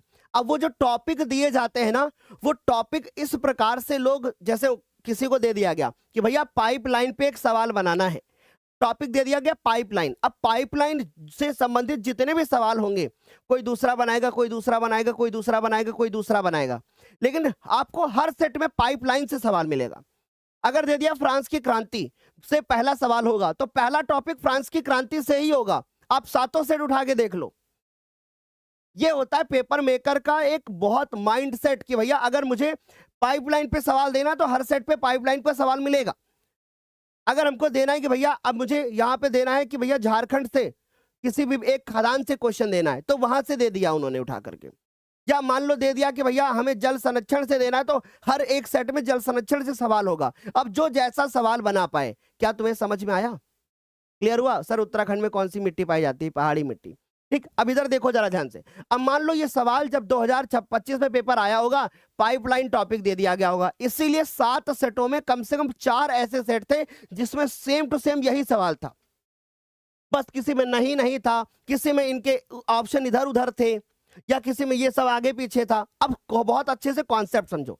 अगर हम बात करें भारत के मैप की, यानी भारत के नक्शे की, तो हमारा भारत का नक्शा कैसे होता है? ऐसे होता है ना भारत का नक्शा। आज हम आपको बहुत डिटेल में सब चीजें बताएंगे। बस शाम को आप हमारे साथ में लाइव जरूर जुड़ जाना, 4 बजे तैयार रहना। आज हम आपको बहुत डिटेल में सब चीजें मेरे प्यारे बच्चों कवर करके देने वाले हैं। बस आप हमारे साथ जुड़े रहो। ये भारत का नक्शा मेरे से आज कैसा बन रहा है बच्चों? आज वो है ना, डिजिटल बोर्ड सही तरीके से काम नहीं कर रहा है, कोई बात नहीं, हमारे बच्चे समझदार हैं। अगर हम बहुत ध्यान से देखें तो मान लो ये हमारे पास भारत का नक्शा है, ठीक है, ये मान लो हमारे पास भारत का नक्शा है। अगर इस भारत के नक्शे में हम गौर से देखें तो हमारा जो गुजरात है वो यहाँ पर पड़ेगा, हमारा जो मध्य प्रदेश है वो हमको यहाँ मिलेगा, ऐसे जो हमारा उत्तर प्रदेश है वो हमको यहाँ पर मिलेगा। ठीक, तो एक पाइपलाइन ऐसे गुजरती है जो नई दिल्ली से गुजरती है और जाती है इधर हमारे गुजरात की तरफ। तो उत्तर प्रदेश यानी कि यूपी पड़ता है बीच में, फिर यहाँ पे एमपी भी पड़ेगा और फिर उसके बाद हमारा गुजरात भी पड़ेगा। ठीक है, हमारे पास क्या पड़ेगा? गुजरात भी पड़ेगा। तो हम यहाँ पे JUJ लिख देते हैं, गुजरात। ठीक, तो यहाँ तक सारे बच्चों को क्लियर। अब यूपी में पड़ता है हमारा कौन? अब यूपी में पड़ता है कौन? बहुत अच्छे से सुनो। यूपी में पड़ता है हमारे पास कौन बच्चों? जगदीशपुर। क्या पड़ता है? जगदीशपुर। तो यहाँ पे आ गया हमारे पास जगदीशपुर, जगदीशपुर हो गया। ठीक, समझिए यहाँ पे पेन, ये आ गया यूपी में जगदीशपुर। ठीक, फिर उसके बाद आ गया हमारे पास गुजरात। गुजरात में क्या पड़ता है? हजीरा, ये आ गया हमारे पास हजीरा।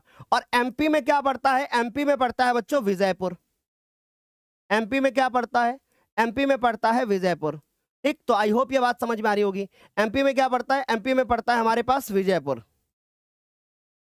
ठीक, समझ गए? तो अब हमारी जो पाइपलाइन है वो मध्य प्रदेश से भी गुजर रही है, गुजरात से भी गुजर रही है, उत्तर प्रदेश से भी गुजर रही है, लेकिन कहां से नहीं गुजर रही है? वो हमारी महाराष्ट्र से नहीं गुजर रही है। बस आप इतना याद रखो कि हजीरा मतलब गुजरात, ऐसे याद रखो। विजयपुर मतलब एमपी और जगदीशपुर मतलब बात हो रही है यूपी की। बस सवाल खत्म।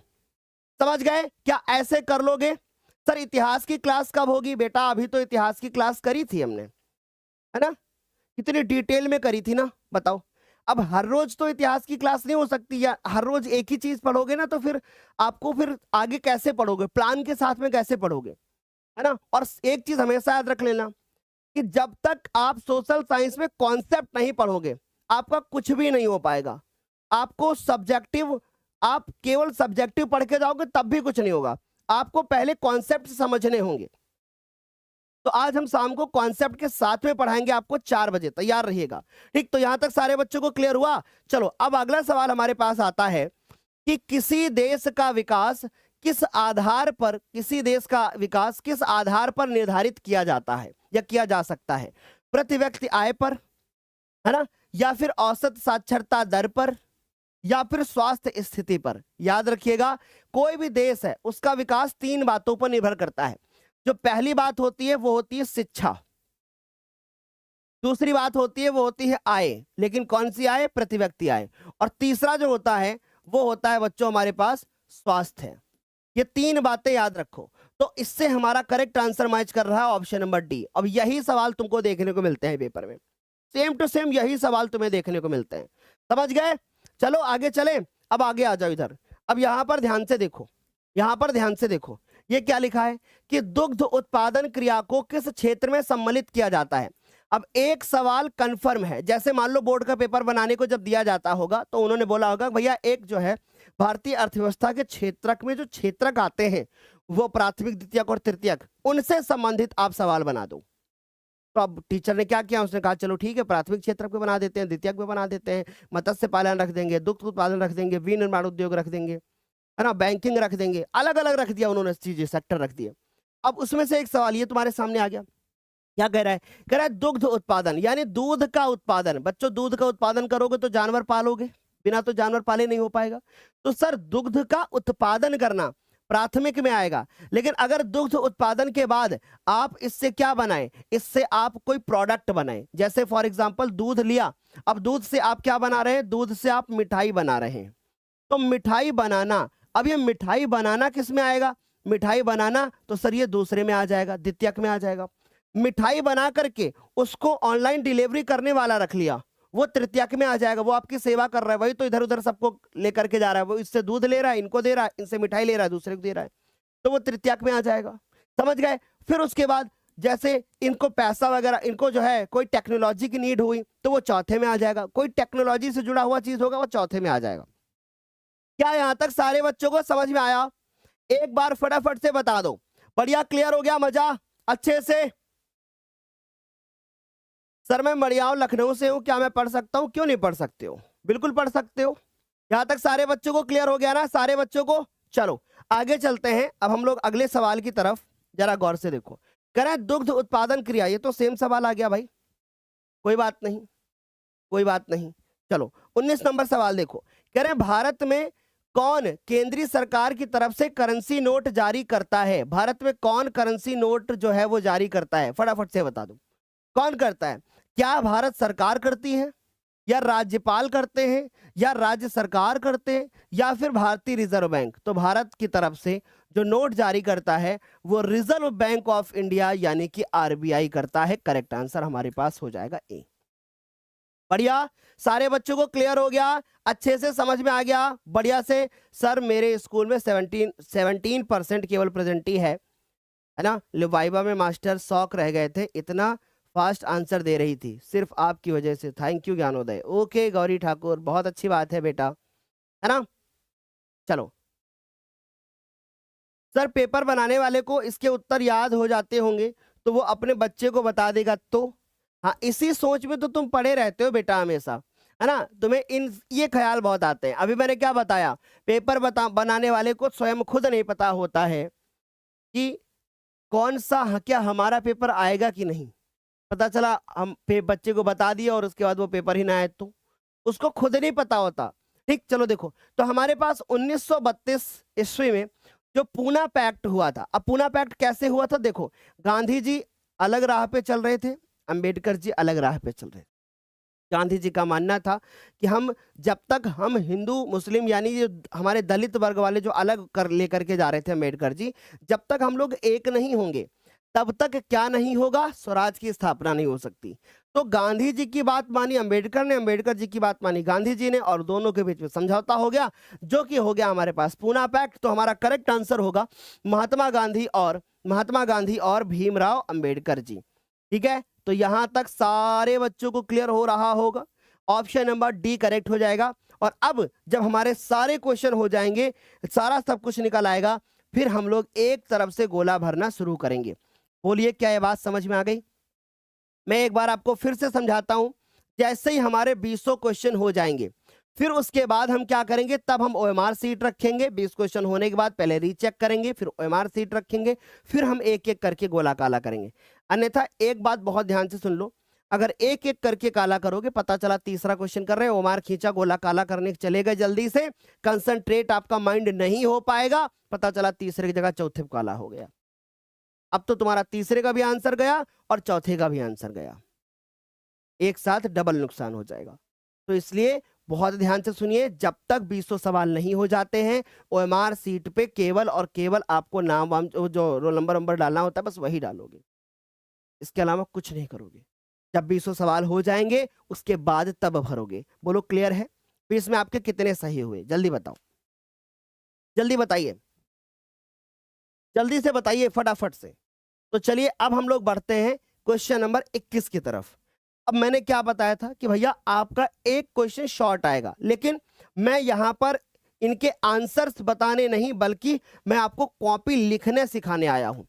तो मैं आपको अब ये बताऊंगा कि आपका एक शॉर्ट क्वेश्चन कितने पेज का होना चाहिए, आपका लॉन्ग क्वेश्चन कितने पेज का होना चाहिए, ये मैं बताने आया हूं। तो मेरी बात बहुत ध्यान से सुनो। अगर बोर्ड के पेपर में आपका शॉर्ट क्वेश्चन आता है, क्या आता है, अगर बोर्ड के पेपर में आपका शॉर्ट क्वेश्चन आता है, यानी एक क्वेश्चन आता है जो कि कैसा होता है, शॉर्ट होता है। तो अगर शॉर्ट क्वेश्चन होता है तो उसका जो आंसर लिखोगे, उसका जो आंसर लिखोगे वो कितने पेज का लिखोगे, वो आंसर कम से कम एक पेज, जो कि आपको लंबा मिलेगा। ऐसे पेज बहुत ध्यान से समझना बच्चों, इस तरीके से एक लंबा पेज मिलेगा ना आपको, इस तरीके से लंबा पेज मिलेगा ना। अब ये नहीं काम कर रहा है बोर्ड हमारा, तो मान लीजिए हमारे पास इस तरीके से एक लंबा पेज मिलता है, ठीक। तो हम इसमें ऐसे लिखते हुए आएंगे, ठीक, कैसे लिखते हुए आएंगे, ऐसे ऐसे लिखते हुए आएंगे पूरा, ठीक। और एक पेज हम लिखेंगे। या कुछ बच्चे को लगता है कि नहीं भाई मैं दूर दूर लिखता हूं, मेरे अक्षर बड़े हैं, तो वो एक सही 1/2 यानी कि वो 1.5 पेज का इस्तेमाल कर सकते हैं। अब बड़ा डाउट ये आता है कि सर मान लो हमने 1.5 पेज लिखा, मान लीजिए सर हमने 1.5 पेज लिखा, हमने पहले एक पेज ऐसे लिख लिया, ठीक है, हमने पहले एक पेज सर ऐसे लिख लिया, ऐसे, और फिर उसके बाद आधा पेज हमने जो है यहां तक लिख लिया।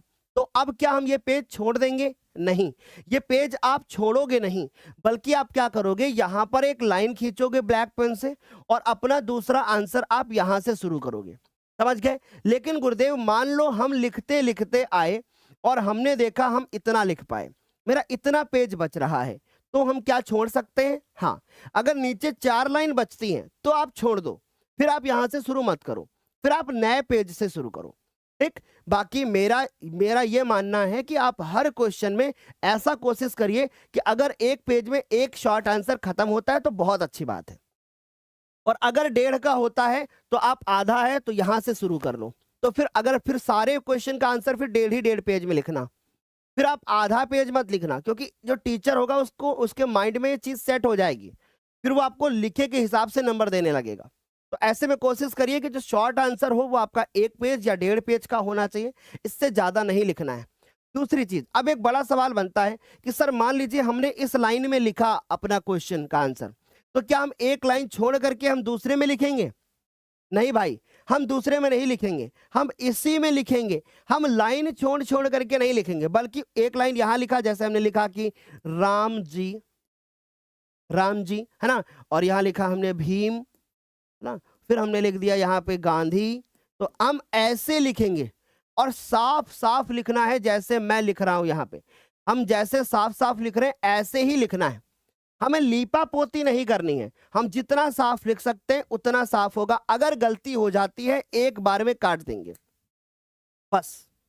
समझ गए? क्या यहां तक सारे बच्चों को क्लियर हुआ? सर पहले ओएमआर भर देंगे या पहले ऑब्जेक्टिव करने के बाद ओएमआर भरेंगे?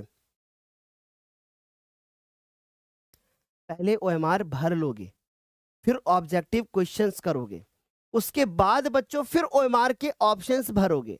समझ गए? मतलब ओएमआर का पहले जो बाकी डिटेल है वो भरोगे, फिर ऑब्जेक्टिव्स करोगे, क्योंकि टीचर ही आपको 15 मिनट बोलेगा ना कॉपी पढ़ने पेपर पढ़ने के लिए दिया गया है, और उसी टाइम पीरियड में आपको ओएमआर भरनी है बेटा।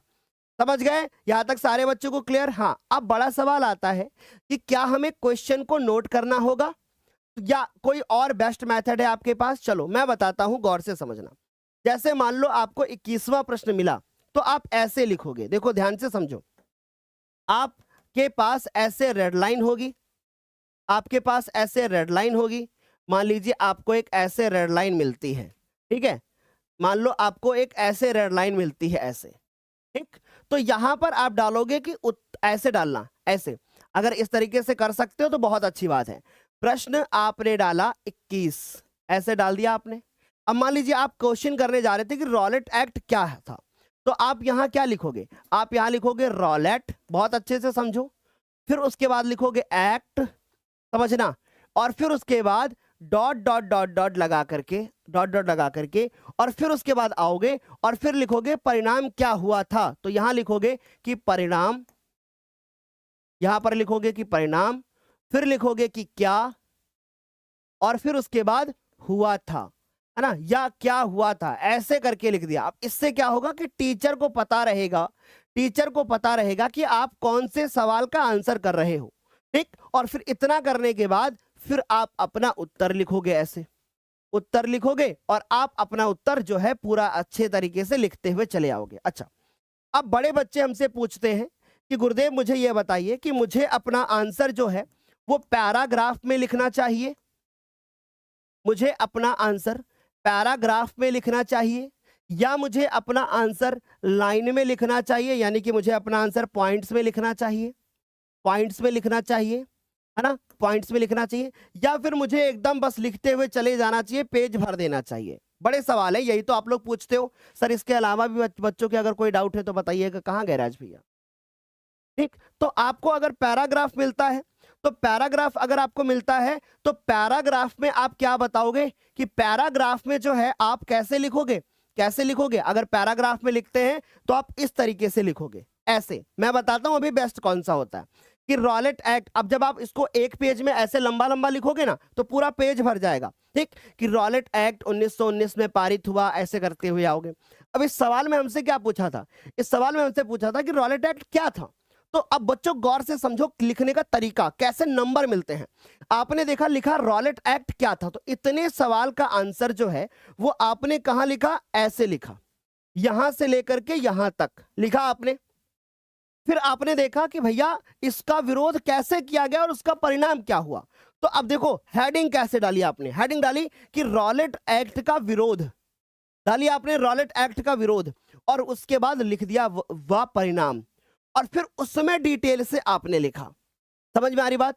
तो आपको ये बेस्ट एक तरीका होता है कि पहले आप प्रश्न को पढ़िए कि प्रश्न क्या पूछ रहा है। प्रश्न ने 2 प्रश्न पूछे इसी के अंदर, पहले रॉलेट एक्ट क्या था, फिर उसका विरोध कैसे किया गया, उसका परिणाम कैसे हुआ। तो आपने सबसे पहले बताया एक पैराग्राफ में कि रॉलेट एक्ट क्या था, फिर दूसरे पैराग्राफ में बताया कि रॉलेट एक्ट का विरोध कैसे हुआ। यह तरीका बेस्ट होता है। समझ में आ रही है बात? क्या यहां तक सारे बच्चों को क्लियर हुआ? पहले बताओ। सर आपकी वजह से गणित में बहुत अच्छा स्कोर किया हूं। ओके बेटा, ओके यूजर, बहुत अच्छी बात है। सर मुझे कुछ नहीं आता इसलिए मैंने प्री बोर्ड नहीं दिया। बहुत अच्छा किया, बहुत अच्छा किया बेटा। क्या हम पेपर में दफ्ती लेकर के जा सकते हैं, है ना? क्या हम पेपर में दफ्ती लेकर के जा सकते हैं? बिल्कुल आप लेकर के जा सकते हो, लिखा पढ़ा उस पर कुछ नहीं होना चाहिए। सर कम आंसर वाला क्वेश्चन भी आता है तो क्या एक ही पेज पे करना होगा? बिल्कुल एक ही पेज में करना होगा आपको। समझ गए? यहां तक सारे बच्चों को क्लियर? बढ़िया। सर मुझे एसएसटी बिल्कुल नहीं आती। आज शाम को 4 बजे आ जाना और फिर पढ़ना और फिर बोलना एसएसटी आती कि नहीं। एक कॉपी लेके बैठना लेकिन ईमानदारी के साथ, और आज ये सोच के बैठना कि आज मुझे पढ़ना ही है शाम को 4 बजे। तो रॉलेट एक्ट क्या था, उसका विरोध कैसे किया गया, उसका परिणाम क्या हुआ बताया मैंने, ठीक। और उसको हमें इस तरीके से लिखना होगा, ऐसे। अब हम आगे आते हैं। अब हमारे पास 21 से लेकर के 21, 22, 23 और 24 तक हमें क्या मिलेगा? हमें 24, 21, 22, 23, 24 तक मुझे मिलेंगे कैसे आंसर? मुझे मिलेंगे शॉर्ट आंसर्स। कैसे मिलेंगे? Short answers. और उसके बाद मुझे क्या मिलेगा? उसके बाद मुझे मिलेगा लॉन्ग। तो यहां पर हमें 25 नंबर जो क्वेश्चन मिलेगा वो क्या मिलने वाला है? वो लॉन्ग मिलने वाला है। क्या मिलने वाला है? लॉन्ग। अब ये सवाल मुझे लॉन्ग मिलेगा तो ये कितने नंबर का होगा? ये 6 मार्क्स का होगा। ये लॉन्ग क्वेश्चन होगा। अब लॉन्ग का मुझे आंसर कैसे लिखना है? ठीक, अब मैं बताऊंगा कि पॉइंट वाला बेहतर होता है या फिर इसके बाद मैप भरने का तरीका बताता हूं। देखो, तो हमने देखा कि भारत की अर्थव्यवस्था में कृषि का क्या महत्व है। तो पहला पॉइंट तो यही हो गया कि भारत की अर्थव्यवस्था में कृषि का क्या महत्व है। अच्छे से देख लो ताकि डाउट्स ना रहे बच्चों। तो भारत की अर्थव्यवस्था में ये पहला सवाल इसी के अंदर बना। तो जब हम इसका आंसर लिखेंगे तो हम कोशिश करेंगे कि यहां से यहां तक का आंसर हम इतने आधे पेज में पैराग्राफ में लिख लें। यानी इतने का आंसर हम कम से कम कोशिश करें आधा पेज का आंसर हम लिखें। आधा पेज का आंसर हम इतने भाग का लिखें। ठीक। फिर हम देखेंगे कि इसके विभिन्न प्रकारों की विवेचना कर दो, यानी कृषि के प्रकारों के बारे में बता दो। अब कृषि के प्रकारों के बारे में बताना है तो आप इसको हेडिंग वाइज लिखोगे। कितने पेज? 1.5 पेज लिखोगे, यानी कि आधा पेज ये हो गया, 1.5 पेज ये हो गया, दोनों मिलाकर के कितना पेज आपने लिख दिया? 2 पेज। अब कैसे लिखना मैं बताऊंगा आपको, ठीक, बहुत ध्यान से समझो। अभी मैं हेडिंग वाले भी सब कुछ बताऊंगा आपको, निश्चिंत रहो। तो देखो जरा ध्यान से, हमने क्या कहा? सबसे पहले लिखा आधे पेज में कि भारत की अर्थव्यवस्था में कृषि का अत्यंत महत्वपूर्ण स्थान है। ऐसा करते करते हम आ गए। फिर हमने देखा कि भैया, हमने देखा कृषि के प्रकार, हेडिंग डाल दी हमने ब्लैक पेन से। फिर हमने लिखा, ये ब्लैक पेन से डालना, भारत में विभिन्न प्रकार की कृषि पद्धतियां पाई जाती हैं। तो उसमें पहली लिख दी हमने प्रारंभिक जीविका निर्वाह कृषि, ठीक। और फिर हमने उसको पॉइंट में लिखा, यानी आप नोटिस करिए कि पहले हमने देखो, पहले हेडिंग डाली, फिर हमने पॉइंट में लिखा, एक पॉइंट, फिर दूसरा पॉइंट, फिर तीसरा पॉइंट। ऐसे लिखने से हमारे नंबर बढ़ते हैं, क्योंकि टीचर क्या करेगा? एक पॉइंट पढ़ेगा, टिक मारेगा, एक पॉइंट पढ़ेगा, टिक मारेगा, एक पॉइंट पढ़ेगा, टिक मारेगा। अब मैं आपको एक बहुत अच्छी सी बात बताता हूं कि टीचर का माइंडसेट क्या होता है, कि वो कैसे आपको ज्यादा नंबर दे देगा। समझिए बहुत अच्छे से। आपको जो पेज मिलेगा, जो पेज मिलेगा उस पे जो आप लिखोगे, एक टीचर जितना ज्यादा समय उस पेज पर देगा उतना ज्यादा नंबर देगा। अगर ये 6 नंबर का सवाल है, उसको आपने पॉइंट में लिखा, तो अब उसको हर पॉइंट चेक करना होगा। और पैराग्राफ जब होता है, पूरा एक पैराग्राफ लिखा है, कहीं पर आपने बीच में कहीं नहीं तोड़ा है, पूरा एक ही पैराग्राफ में लिख गए, टीचर एक बार चेक मारता है बस। और फिर उसको समय नहीं मिलता है कि आप इस पेज को ध्यान से देखें, क्योंकि उसके पास भी प्रेशर होता है, वो भी कॉपी चेक करने का पैसा लेता है। जितनी ज्यादा कॉपियां चेक करेगा उतना ज्यादा उसको पैसा मिलेगा। सीबीएसई बोर्ड में कॉपियां अलग तरीके से चेक होती हैं। हमारे यहाँ पे आशुतोष सर जो हैं, वो सीबीएसई बोर्ड की कॉपियां चेक करते हैं। सर एक दिन बच्चों को सर्टिफिकेट के दिखाइए बच्चों को अपना, और बच्चों को वीडियो आप बताइए कि कॉपी कैसे चेक होती है, ठीक है। तो आई विल ट्राई कि हम आशुतोष सर से आपको इस चीज का आइडिया दिलाएंगे आपको, ठीक। चलो देखो, तो यहाँ तक क्लियर हो गया। तो इस तरीके से सभी को समझ में आ गया। अब आगे बढ़ते हैं। अब हम बात करते हैं, जैसे हमने दूसरी हेडिंग डाली कि गहन जीविका निर्वाह कृषि, तो बच्चों ये हमने लिखा है इसे पूरा। फिर हमने लिखा वाणिज्यिक कृषि, वाणिज्यिक कृषि बारे में लिखा। फिर हमने देखा कि रोपण कृषि, हमने रोपण कृषि के बारे में लिखा। तो ऐसे लिखने से ज्यादा बेहतर होता है। आपने अलग अलग प्रकार की कृषियां लिखी, अलग अलग प्रकार की कृषि के बारे में लिखा। अब बताओ क्या यहां तक सारे बच्चों को समझ में आया? सर जोश बढ़ाइए, कम हो गया है। सर लाइटर लाइए, इनका जोश बढ़ा दे। बोर्ड का पेपर सर पे है, जोश की कमी है। हाँ सर, क्या बोर्ड के पेपर में सवाल अनसॉल्व्ड से आता है? नहीं, पीवाईक्यू से आता है, और पीवाईक्यू अनसॉल्व्ड में होते हैं। वही बात बार बार पूछ रहे हो भाई, वही बार हम कह रहे हैं ना, जो हम आपको पढ़ाएंगे बेटा वही आपके बोर्ड के पेपर में देखने को मिलेगा, सेम टू सेम। तो अब हम समझ गए कि अगर हमारे पास ऐसे क्वेश्चन आता है लॉन्ग क्वेश्चन, तो आई विल ट्राई कि हम पैराग्राफ भी लिखें।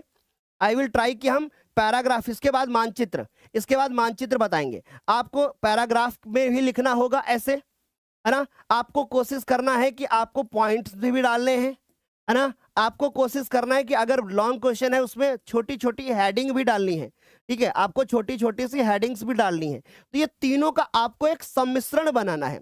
समझ गए यहां तक सारे बच्चों को क्लियर? सर क्या फ्लो चार्ट बना सकते हैं? भाई फ्लो चार्ट जिसमें जरूरत होगी उसमें बनाओगे। समझ गए ना? क्लियर हुआ? बढ़िया। चलो तो आगे चलते हैं। अब आता है हमारे पास ये, एक बच्चा कह रहा सर क्या आप कॉपी चेक करते हो? और कॉपी की स्पेलिंग लिखा है KAPI। अरे लल्ला, हम कॉपी नहीं तुम्हारी कमेंट जरूर चेक करते हैं। ध्यान से देखो यहां पर क्या लिखा हुआ है।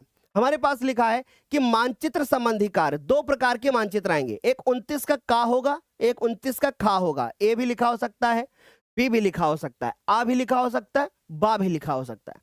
तो कह रहे हैं निम्नलिखित स्थानों को भारतीय मानचित्र में आपको दर्शाना है।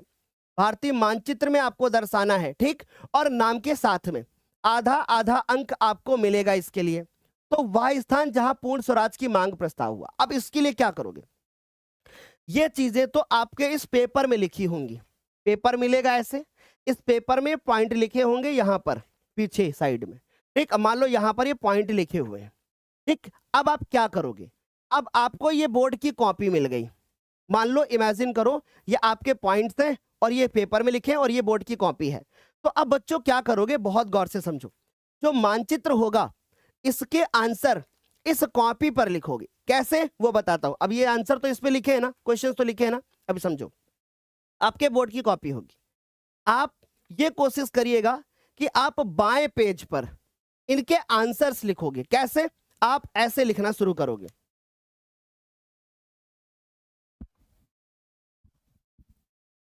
कहां गया पेन?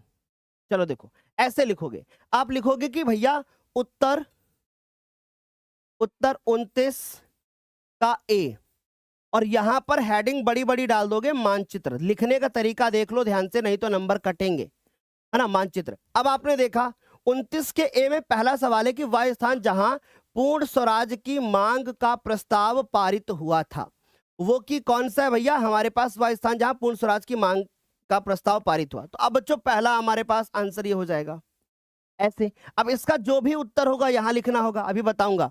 फिर उसके बाद दूसरा हो जाएगा, दूसरे का जो भी उत्तर होगा यहां लिखोगे। फिर तीसरे का जो उत्तर होगा वो यहां लिखोगे। चौथे का जो उत्तर होगा वो यहां लिखोगे। पांचवे का जो उत्तर होगा वो यहां लिखोगे। पांचों आंसर आपको ऐसे लिखने हैं, समझ गए? पांचों आंसर आपको इस तरीके से लिखने हैं। फिर ये काम आपका आधे पेज में हो जाएगा।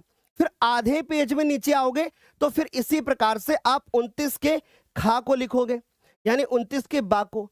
इसी प्रकार से जैसे मैंने ये लिखा है, ऐसे लिखा है, ऐसे आप बा को लिखोगे। क्लियर हो गया? फिर उसके बाद अब आप इसके आंसर्स इस तरीके से मैप में दर्शाओगे। ठीक, तो जैसे पहला सवाल था तो आप लिखोगे लाहौर, ऐसे बिंदु लगाओगे, यहां पर लाहौर लिखोगे। ऐसे बिंदु लगाओगे चौरी चौरा, ऐसे बिंदु लगाओगे अहमदाबाद, बिंदु लगाओगे दांडी, बिंदु लगाओगे कोलकाता। समझ गए? यहां तक सारे बच्चों को क्लियर हुआ? बढ़िया, एकदम बढ़िया, बहुत अच्छा। अब यहां पर आ गए, ये सवाल देखा हमने, इसका इनके सारे आंसर्स ये रहे हमारे पास। अब जिन बच्चों को मानचित्र नहीं आता है, उन बच्चों को मैं ये बोलना चाहता हूं कि जिनको मानचित्र नहीं आता है वो आज शाम को 4 बजे हमारे साथ क्लास में जुड़े। आज शाम को 4 बजे हमारे साथ लाइव क्लास में जुड़े।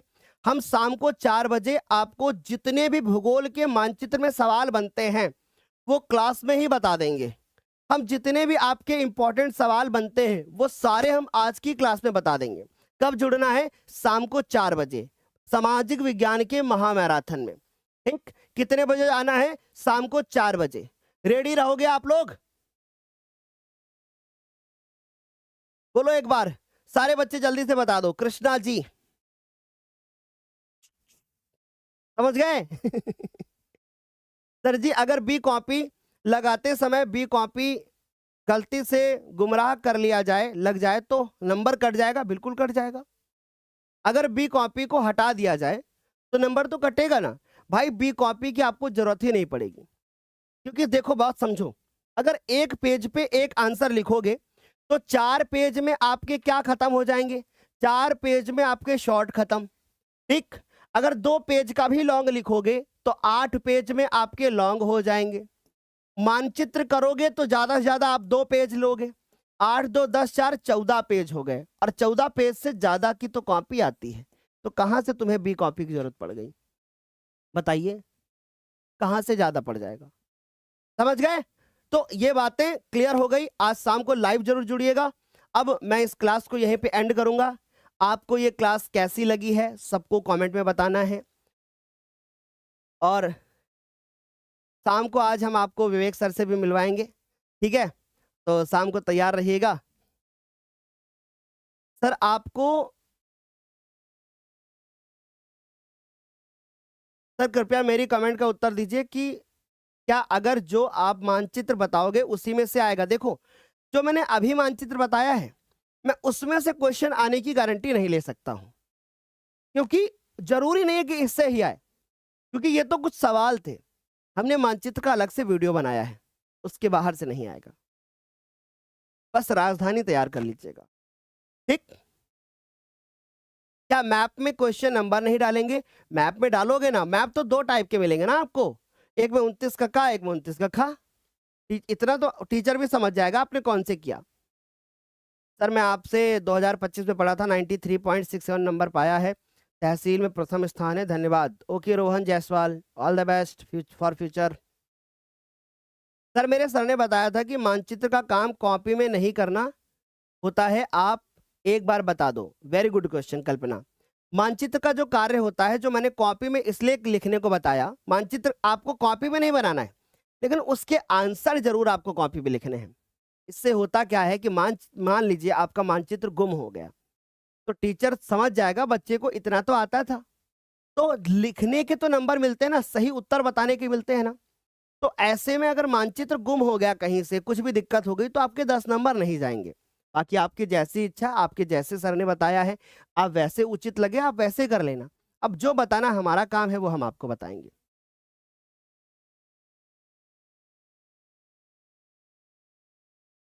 सर आपने एसएसटी का मॉडल पेपर नहीं कराया, बहुत जल्द करा दूंगा, पहले आप मैराथन तो कर लो आज, ठीक है। सर क्या आप मेरा मैसेज देखते हो? बिल्कुल देखता हूं। क्या हेडिंग के लिए कलरफुल पेन का यूज कर सकते हैं? बिल्कुल भी नहीं, आप कलर पेन का यूज करोगे ही नहीं, ठीक है। चले, तो आज के लिए फिर इतना ही, मिलते हैं हम लोग अगली क्लास में, तब तक के लिए bye bye, take care, thank you so much. और सुनिए, एक सवाल पूछ लेता हूं, आप कमेंट सेक्शन में बताइएगा, जिसका आंसर सही होगा उसको मैं रिप्लाई जरूर करूंगा, जिसका भी आंसर सही होगा उसको मैं रिप्लाई जरूर करूंगा। कमेंट करके जाना है कि सबसे अधिक चाय सबसे अधिक चाय का उत्पादन सबसे अधिक चाय का उत्पादन कौन सा राज्य करता है? भारत की बात कर रहा हूं, कौन सा राज्य करता है? जिस बच्चे का आंसर करेक्ट होगा उसको मैं रिप्लाई जरूर करूंगा। तो सब लोग जैसे ही कमेंट करेंगे, और ज्यादा से ज्यादा कोशिश करिएगा बच्चे आंसर करने के लिए कि सबसे अधिक चाय का उत्पादन कौन सा राज्य करता है। जो बच्चा करेक्ट आंसर करेगा उसको उसकी कमेंट पे मैं हार्ट जरूर दूंगा। कमेंट करना है, लाइव चैट में नहीं बताना है। Okay, bye bye, take care, मिलते हैं अगली क्लास में।